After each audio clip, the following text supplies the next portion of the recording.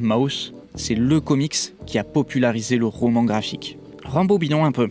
En 1980, dans la revue Raw, Art Spiegelman publie les premières planches de Maus, son nouveau comics. À l'époque, les séries les plus populaires sont celles des super-héros, propulsées par des numéros importants comme The Amazing Spider-Man et le départ de Jack Kirby chez DC Comics. Donc, quand on voit sortir un comics biographique qui traite de la vie du père de l'auteur déporté de la Shoah, c'est une proposition forte à l'opposé de tout le reste.